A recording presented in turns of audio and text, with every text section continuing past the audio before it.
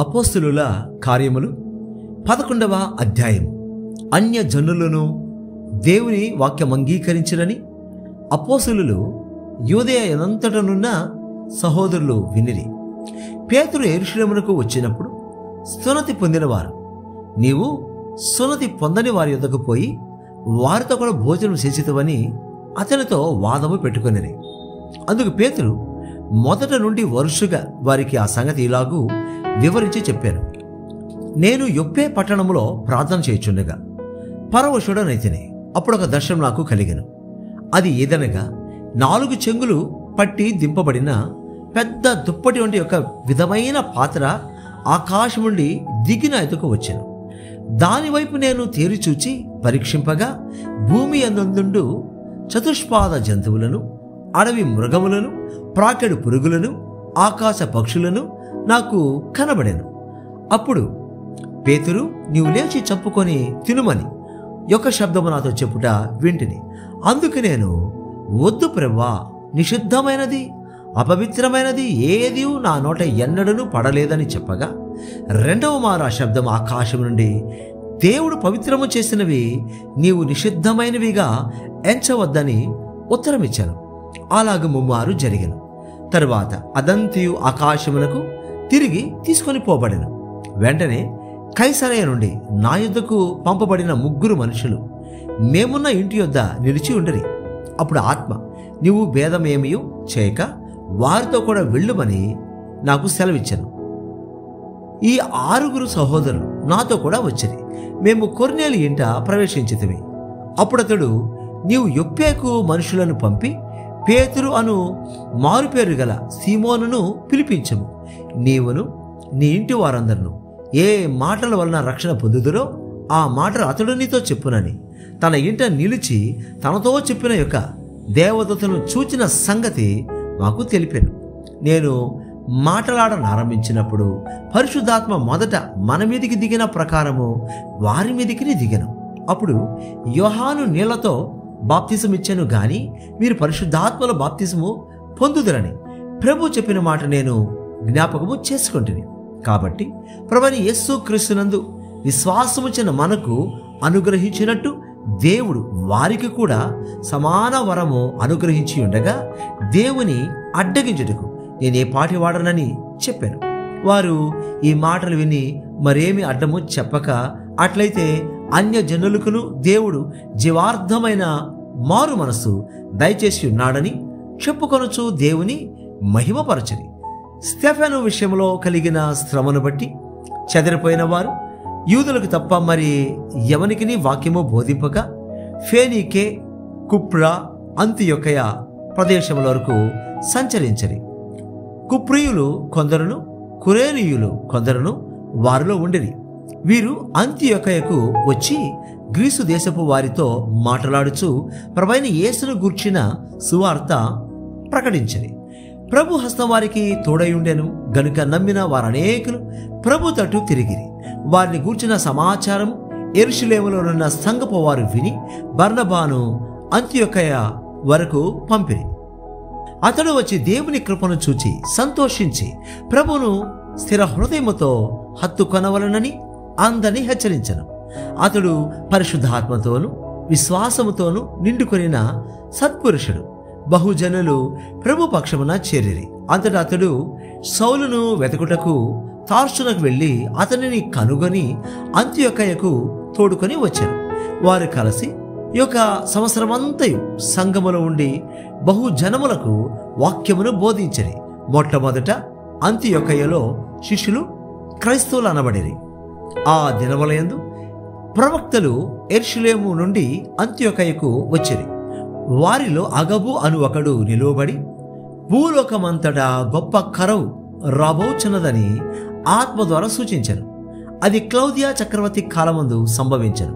అప్పుడు శిష్యులలో ప్రతివాడును తన తన శక్తి కొలది యూదయలో కాపురమున్న సహోదరులకు సహాయము పంపుటకు నిశ్చయించుకొనెను.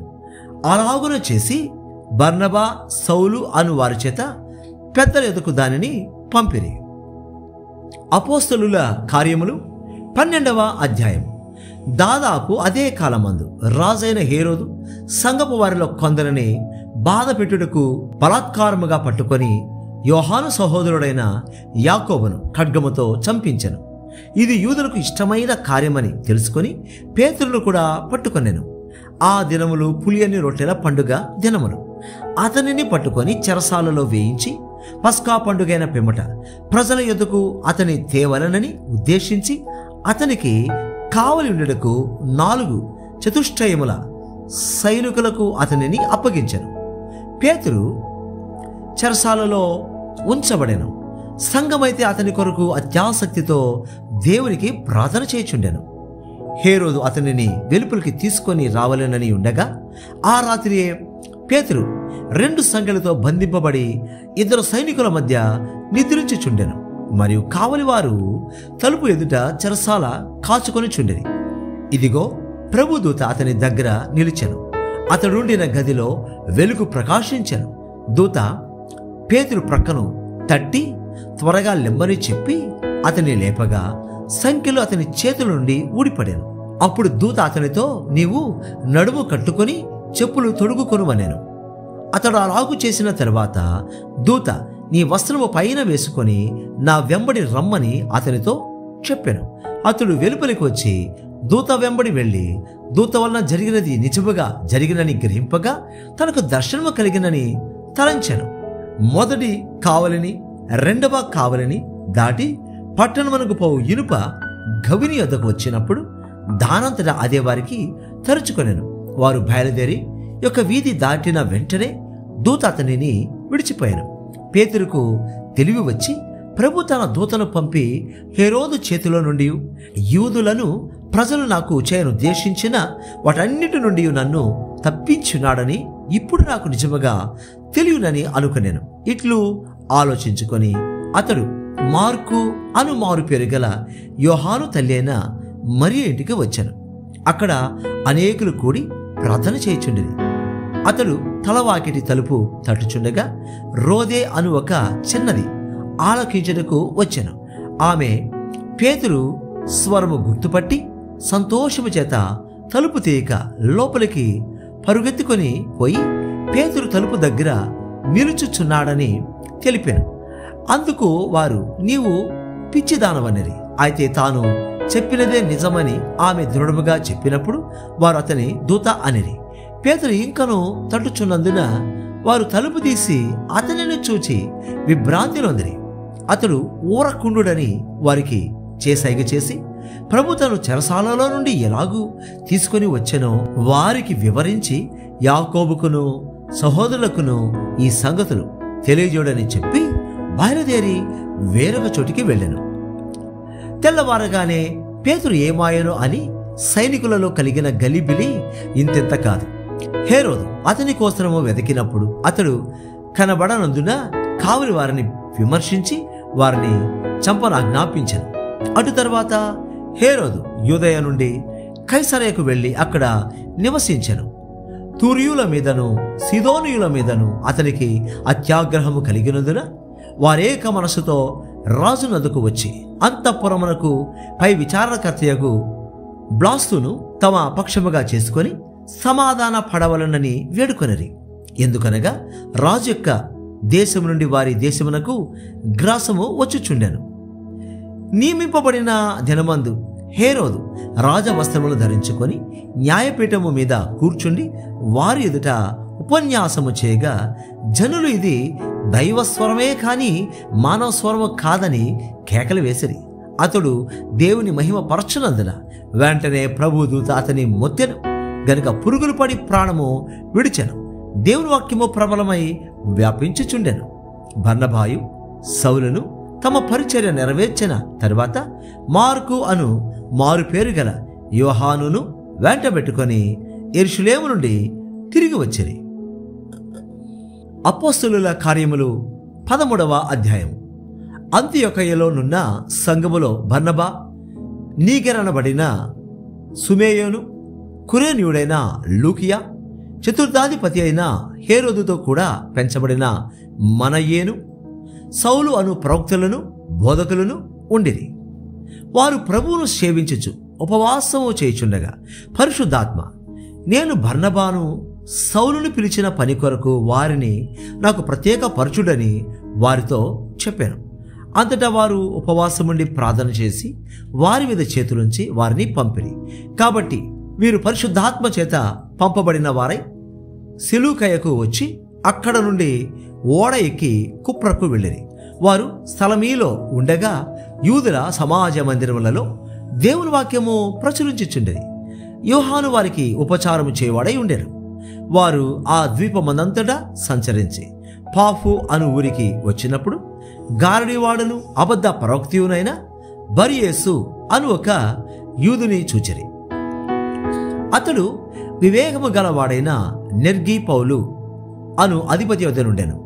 అతడు బర్నబాను సౌలును పిలిపించి దేవుని వాక్యము వినగోరెను. అయితే ఎలుమ ఆ అధిపతిని విశ్వాసం నుండి తొలగింపవలెనని యత్నము చేసి వారిని ఎదిరించెను.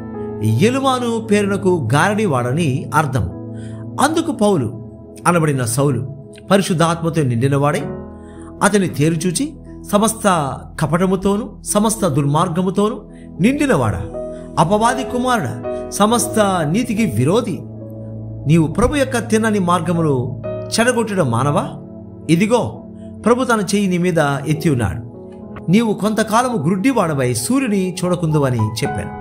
వెంటనే మబ్బును చీకటియు అతని కమ్మెను గనుక అతడు తిరుగుచు ఎవరైనా చేయి పట్టుకొని నడిపింతురా అని వెతకుచుండెను. అంతటా అధిపతి జరిగిన దానిని చూచి ప్రభు బోధకు ఆశ్చర్యపడి విశ్వసించాను.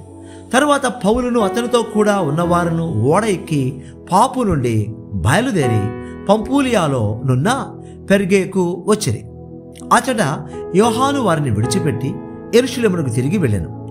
అప్పుడు వారు పెర్గే నుండి బయలుదేరి పిసిదియాలో నున్న అంతియొకయకు వచ్చి విశ్రాంతి దినమందు సమాజ మందిరములోనికి వెళ్ళి కూర్చుండేది.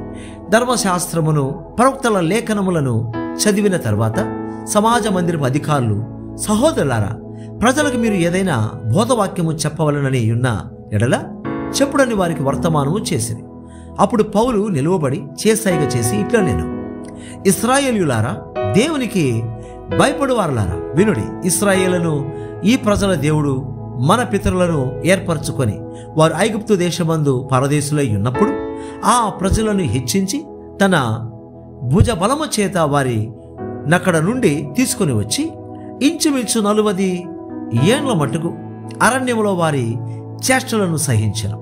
మరియు కనాను దేశంలో 7 జాతుల వారిని నాశనము చేసి వారి దేశములను వీరికి స్వాస్థ్యముగా పంచి ఇచ్చారు.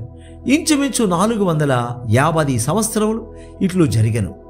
అటు తరువాత ప్రవక్త అయిన సమూయేలు వరకు ఆయన వారికి న్యాయాధిపతులను దయచేశారు. ఆ తరువాత వారు రాజు కావాలనని కోరగా దేవుడు బెన్యామీను గోత్రీయుడును కీషు కుమారుడునైన సౌలును వారికి 40 ఏండ్ల వరకు దయచేశాను. తర్వాత అతనిని తొలగించి దావీదును వారికి రాజుగా ఏర్పరచను.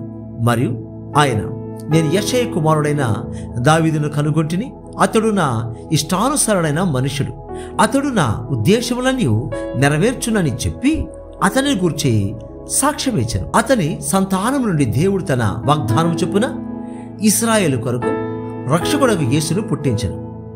ఆయన రాకముందు యోహాను ఇశ్రాయేలు ప్రజలకందరికీ మారు మనసు విషయమైన బాప్తిస్మము ప్రకటించెను. యోహాను తన పనిని నెరవేర్చుచుండగా, నేను ఎవడనని మీరు తలంచుచున్నారు? నేను ఆయనను కాను. ఇదిగో నా వెనుక ఒకడు వచ్చుచున్నాడు. ఆయన కాళ్ళ చెప్పులు విప్పుటకైనను నేను పాత్రుడను కానని చెప్పాను.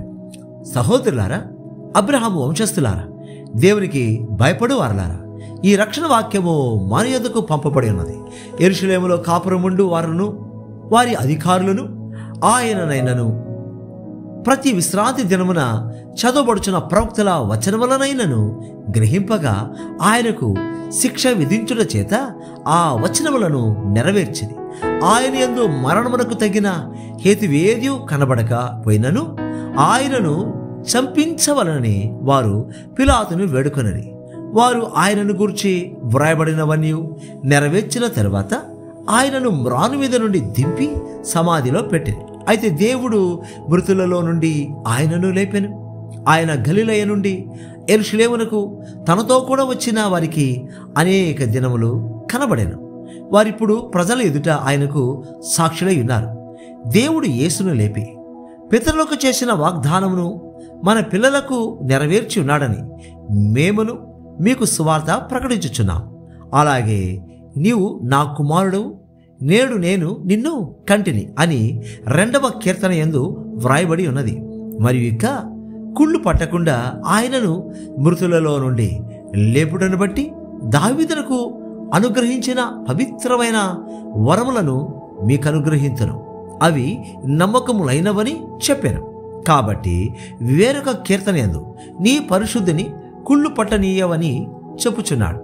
దావీదు దేవుని సంకల్పం చొప్పున తన తరం వారికి సేవ చేసి నిద్రించి తన పితరుల యొద్దకు చేర్చబడి కుళ్ళిపోయాను గాని దేవుడు లేపినవాడు కుళ్ళు పట్టలేదు. కాబట్టి సహోదరులారా, మీకు ఈయన ద్వారానే పాపక్షమాపణ ప్రచురమగుచున్నదనియు మీరు మోషే ధర్మశాస్త్రం వలన ఏ విషయములలో నీతిమంతులుగా తీర్చబడలేకపోతేనో ఆ విషయములన్నిటిలో విశ్వసించు ప్రతివాడును ఈయన వల్లనే నీతిమంతులుగా తీర్చబడుననియు మీకు తెలియగాక. ప్రవక్తల గ్రంథమందు చెప్పబడినది మీ మీదికి రాకుండా చూచుకుని, అదేమనగా, ఇదిగో తిరస్కరించు వారలారా, ఆశ్చర్యపడుడి, నశించుడి, మీ దినములలో నేనొక కార్యము చేసేదను, ఆ కార్యము ఒకడు మీకు వివరించినను మీరెంత మాత్రమును నమ్మరు అనెను. వారు సమాజ మందిరములో నుండి వెళ్ళుచుండగా ఈ మాటలను మరుసటి విశ్రాంతి దినమున తమతో చెప్పవలెనని జనులు వేడుకొనిరి. సమాజ మందిరములోని వారు లేచిన తరువాత అనేకులు యూదులను, భక్తిపరులైన యూదామత ప్రవిష్టులను, పౌలును, బర్నబాను వెంబడించిరి. వీరు వారితో మాట్లాడుచు దేవుని కృపయందు నిలుకడగా ఉండవలనని వారిని హెచ్చరించిరి. మరుసటి విశ్రాంతి దినమున దాదాపుగా ఆ పట్టణమంతయు దేవుని వాక్యం వినుటకు కూడి వచ్చాను. యూదులు జనసమూహములను చూచి మస్తరముతో నిండుకొని దూషించుచు పౌలు చెప్పిన వాడికి అడ్డము చెప్పిరి. అప్పుడు పౌలును, బర్నబాయు ధైర్యముగా ఇట్లనిరి, దేవుని వాక్యము మొదట మీకు చెప్పుట ఆవశ్యకమే, అయినను మీరు దానిని త్రోసివేసి మిమ్మల్ని మీరే నిత్య జీవమునకు అపాత్రులుగా ఎంచుకొనుచున్నారు. గనుక ఇదిగో మేము అన్యజనుల యొద్దకు వెళ్ళుచున్నాం. ఏలయనగా నీవు బుదిగంతముల వరకు రక్షణార్థముగా ఉండునట్లు నిన్ను అన్యజనులకు వెలుగుగా ఉంచి ఉన్నాను అని ప్రభు మాకు ఆజ్ఞాపించననిరి.